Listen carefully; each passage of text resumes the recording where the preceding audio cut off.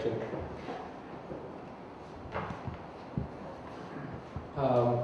First, thank you all for coming. I'm not very sure from this group how many of you have been exposed to music, how many of you are to Carnatic music specifically, and how many of you are pretty much not really engaged in it seriously. So we just have show of hands on that, so I have an idea. How many of you have engaged to some extent? Show of hands, okay. Oh, that's a large group. Absolutely zilch. Oh, that's great, because I love people like that.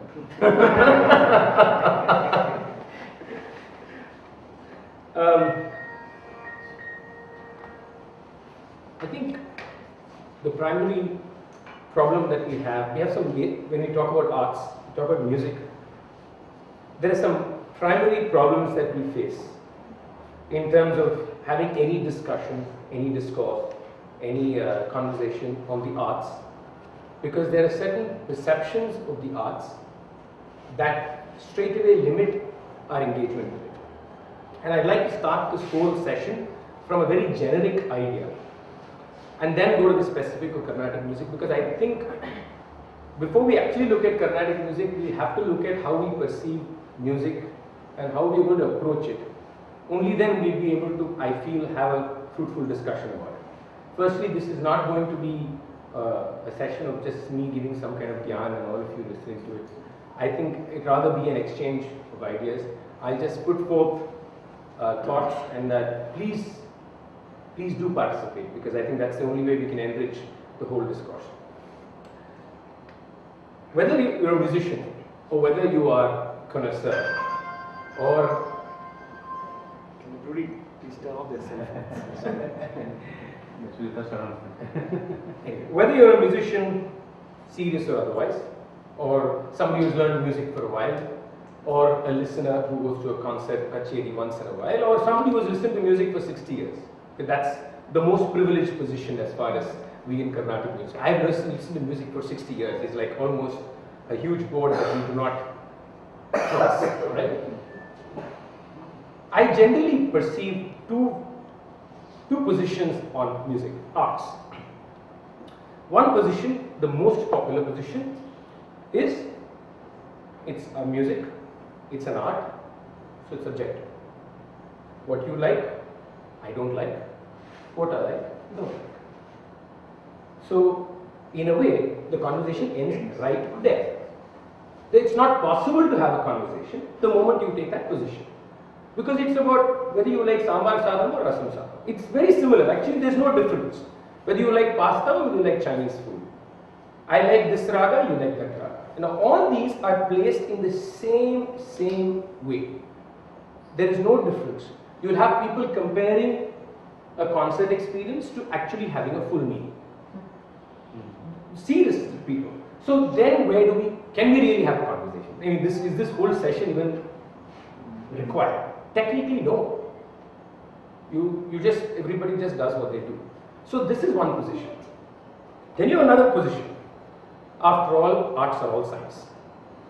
That's another position that you hear. That everything is, after all, about science.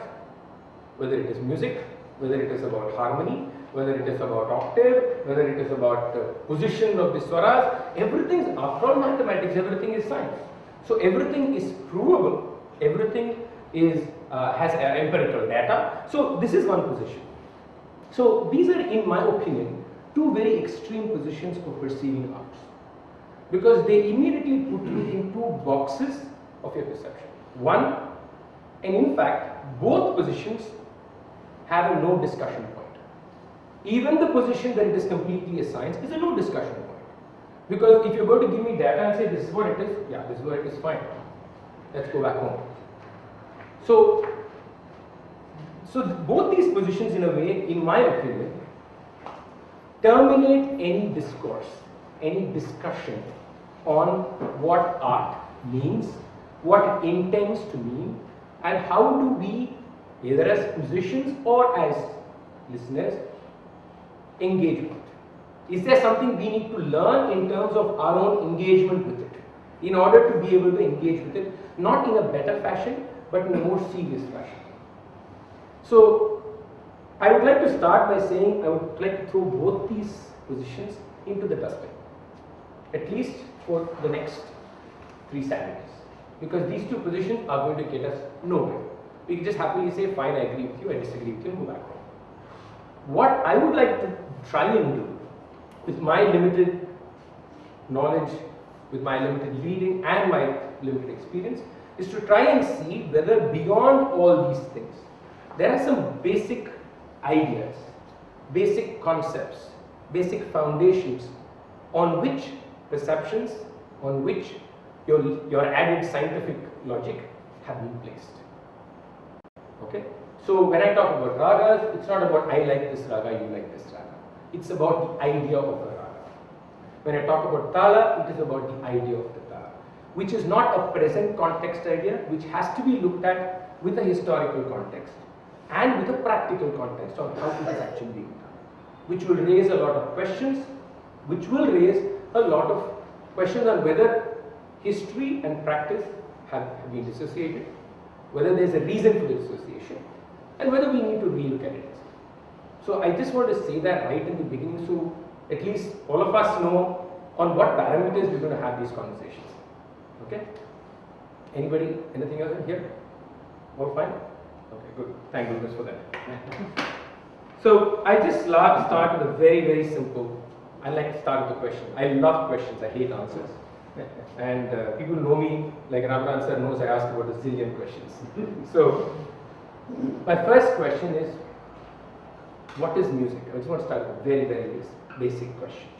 What is music? Anybody? Creation of sound. Creation by? Sound. Natural or man-made sound. Natural man. Creation of sound. Creation of sound. Okay, anybody else?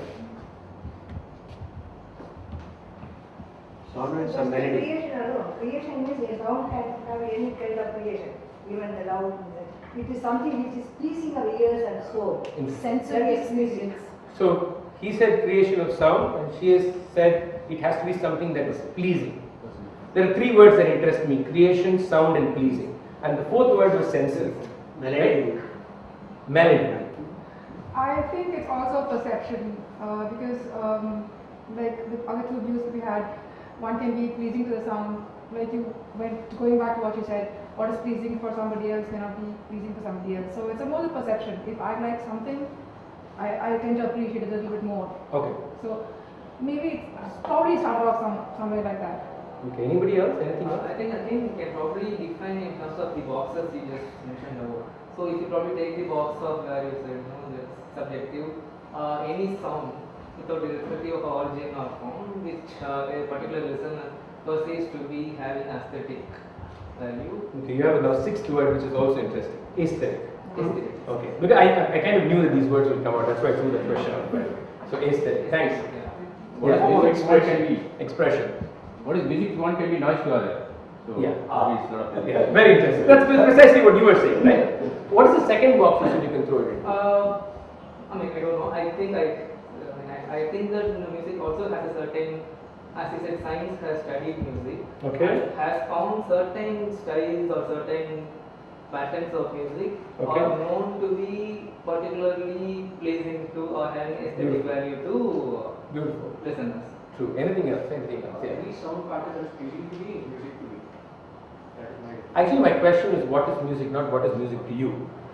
Interestingly, that's the answers that we were getting. But that's nevertheless okay. So then, in a way, all your answers are back to the 2 boxes, right? But there is some noise Okay. which is not replacing variable.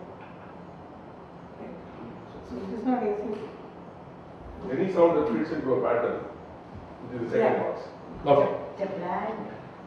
It's a plan. Very nice. Okay. So I'm just going to try and just take ideas that were thrown out. Okay. One very obvious thing from the ideas that came out from all of you is that the ideas were back into the 2 placements that we had started this discussion with. That either it is empirically a combination of certain things that give you certain numbers, that those numbers automatically reflect something, or it was something that pleased me. Okay. And what I liked about the last thing, he said patterns. I like that word patterns. I think that's a very, very important word when you look at music. Music has patterns. Does everybody agree with that? Okay. So, is it possible to look at music without looking at yourself as something? That's the second question. I don't know, I'm asking the question. It probably is not, right? It is not, yeah. In a way. So a lot part of the music is also the fact that you're conditioned to recognize it as music. And you Could also be. evolve as you evolve in age, I think. you Okay, also- so there are set of patterns. Okay, the set of patterns get established in certain ways, and the establishing of the certain patterns through a period of time are correlated as being music. Pleasing or not is the next stage. I'm not going to, and that's what I said. So in a way, there's an impersonality in this set of patterns that have been recognized as being, what to call it, melodic patterns using. Okay, the stage, the next part of that continuum is to say, I like this pattern, I don't like this pattern. That itself is a sociological and a psychological phenomenon. A person who has lived in Madras, in Mylapore, listened to radio at 8 o'clock in the morning for the last 60 years will say Carnatic music is the greatest music on the face of the earth. A person who has lived in Alaska is not going to tell you that. It does not make Alaska music any less music or Carnatic music any more music, right? So the fact is that there are certain patterns that tones or notes evolve through a period of time that is recognized as being music. And the next stage of that development is your own personal engagement with the music, which makes you determine whether you like it or not. Then you have to say that music, to a large extent, is a creation of man. You retrospectively then listen to a bird making a sound and say it's music, based on your conditioning on how you have perceived music. Even there is discrimination. The birds that you are used to in India will sound more musical probably than something that an African tribe would recognize as music in some bird in their community. So music, as I see it, is to a large extent a man-made creation of patterns. The fact that there are tonal sounds in nature that appeal to the human senses does not make it music. The tonal sounds in nature, whether it's the bird or whether it is any animal, appeals to the human senses or the human sensibility, but it will not fall into the category of being music. Music, it happens to be music only when it becomes a pattern. And the pattern, the action of pattern is a very, very human phenomenon.